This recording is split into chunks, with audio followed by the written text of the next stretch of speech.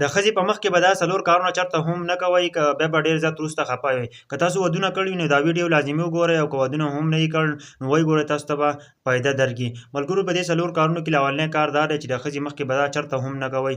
د مور و پلار د هغې د مور و پلار سپکوالی، د هغه د مور و پلار غیبت، هغه مور و پلار ته سپک کتل، د جینۍ مور و پلار ته سپک کتل نو هغه بیا ستاسو سره مینه نه کوي او بیا به ستاسو نه نفرت کوي. که تاسو هم غواړئ چې مینه محبت درڅه وکړي نو د هغې مور و پلارو به چېرته هم نه سپکوئ، که نه بیا به ډېر زیات خفه دا کار چېرته هم مه کوئ. په دویم نمبر باندې دی د خپلې ښځې په مخ کې د تنخوا ذکر چېرته هم مه کوئ چې تاسو څومره تنخوا اخلئ. که ډېره تنخوا اخلئ که نه تاسو خپلې ښځې ته ووایئ چې زه دومره تنخوا اخلم، بیا به نه ډیمانډونه کوي چې ماله دا څیز راوړه او ماله دا څیز راوړه. که چېرته ورته کمه ووایئ نو بیا به ستاسو سپکاوی کوي. نو چېرته هم د ښځې په مخ کې د خپلې تنخوا په باره کې ذکر مه کوئ.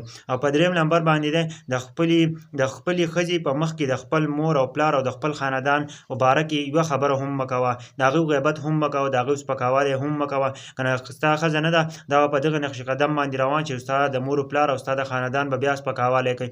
نو چېرته هم د خپلې ښځې په مخ کې د خپلې مور او پلار او د خپل کور و خاندان غیبت چېرته هم مه کوه. او په څلورم نمبر باندې دی د خپل ښځې په مخ کې چېرته هم مه ژاړه، ځکه چې ستا ښځه چې ده نو هغه وایي چې دا یو بهادر انسان دی چې ته هغه په مخ کې وژاړې که نه نو هغه بیا تا ته سپک ګوري. نو چېرته دا څلور کارونه د خپل ښځې په مخ کې مه کوئ، که نه همیشه دپاره او بیا ټول عمر دپاره خفه یې، همیشه هم زندګي خرابه شي. دا څلور کارونه چې دي نو که تاسو وکړئ نو ستاسو ته به دا قسمه مسلې بیا راځي. نو زما ټولو ته خواست دی چې دا ویډیو د نورو ملګرو سره شیر کړئ چې زمونږ د نورو پښتنو ته هم ورسي چې چېرته هم دا کارونه ونه کوي که نه. نن سبا چې دی په سړي هر قسمه سخته باندې راځي او هغه یې برداشت کوي.